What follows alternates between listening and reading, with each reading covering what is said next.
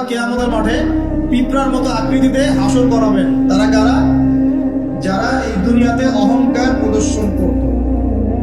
এখন জানতে হবে তাহলে অহংকার কি। আপনার গায়ের জামাটা সুন্দর, জুতাটা সুন্দর, আপনার বাড়িটা সুন্দর, এর মানে আপনি অহংকারী, এটা প্রমাণ হলো না, এটা অহংকার নয়। নবী সাল্লাল্লাহু আলাইহি ওয়াসাল্লাম বলেছেন অহংকার হচ্ছে দুটো জিনিসের সমন্বয়। একটা হচ্ছে মানুষকে তুচ্ছ তাচ্ছিল্য করা এবং সত্যকে প্রত্যাখ্যান করা।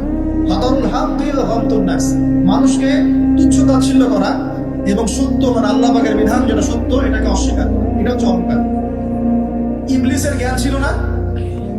ইবলিস কি আবেদ ছিল কিনা? আবেদ বোঝেন কিনা?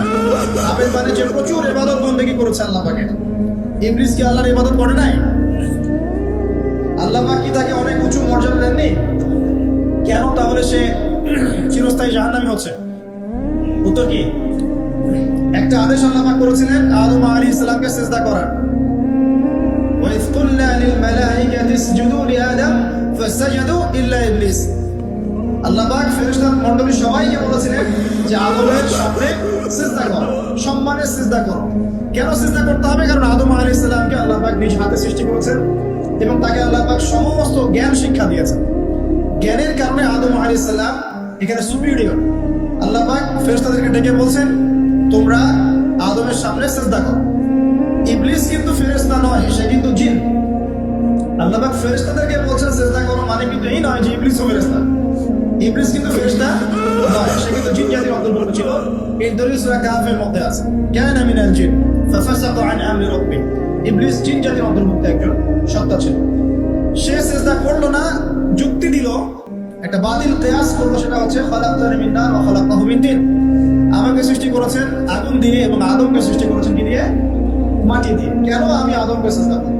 মানে ইবলিস প্রমাণ করতে চাইলো যে আল্লাহর আদেশটা ভুল, আমি সঠিক। নাউজুবিল্লাহ। আদা ওয়াস্তাকবার, উদ্ধত হলো এবং অহংকার প্রদর্শন করলো। এই একটা মাত্র কারণেই সে কিন্তু চিরস্থায়ী জাহান্নামের অন্তর্ভুক্ত হয়ে গেল।